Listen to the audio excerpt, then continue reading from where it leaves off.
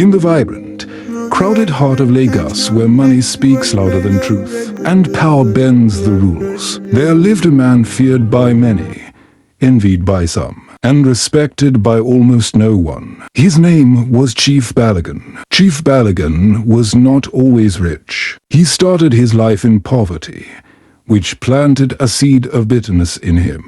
He vowed never to be poor again, no matter the cost. Over the years, he climbed the ladder of success, but every step was stained with wickedness.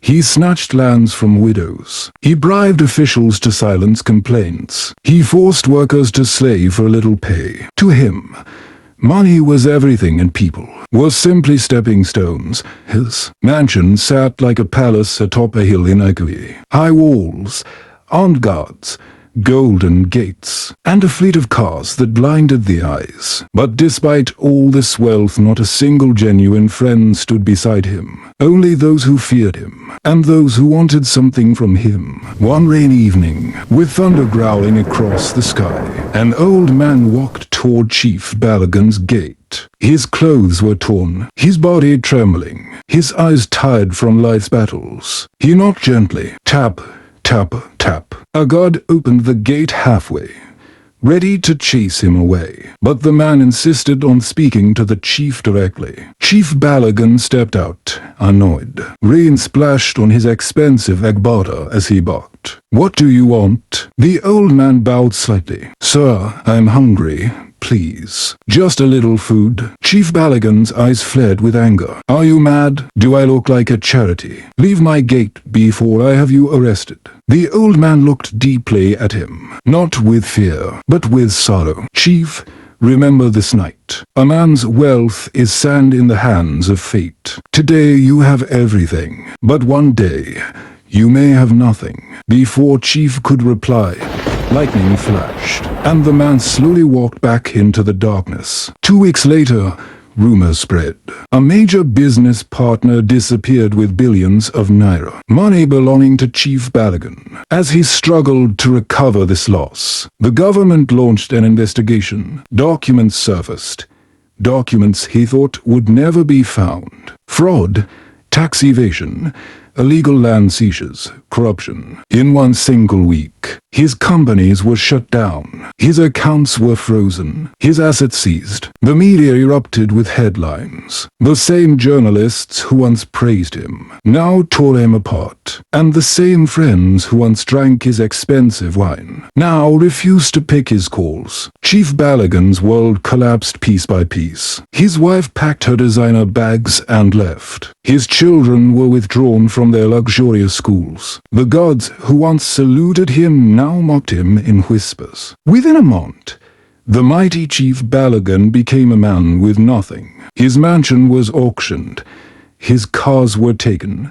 His clothes sold. For the first time in years, the once powerful man walked on the road with slippers and clothes faded by. Suffering people he once humiliated pointed at him, laughed at him, mocked him.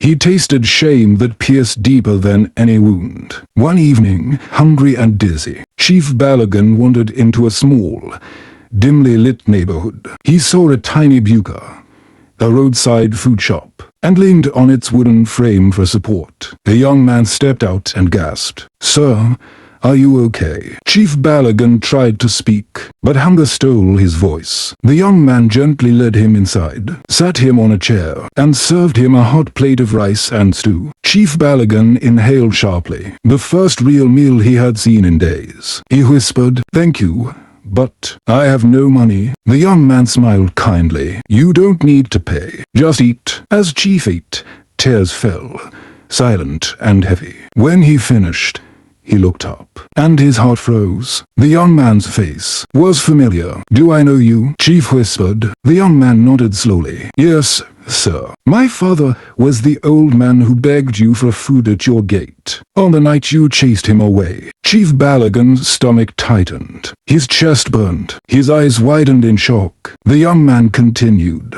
"My father told me to always show kindness. He said, 'Son, help people. Because even a rich man can become poor tomorrow. I didn't understand it then, but now I do. Chief fell to his knees. He wept, not from hunger this time, but from the weight of regret. From that day forward, Chief Balogun changed completely. The young man and his family allowed him to stay with them until he regained his strength. Chief began working honestly this time. He learned humility, gratitude, and the value of kindness. He no longer chased after wealth with cruelty. Instead, he used whatever little he earned to help those around him. Years passed. Slowly, he rebuilt his life, not with greed, but with integrity. And though he never became as rich as before, he gained something far more valuable: respect, peace, and a clean conscience.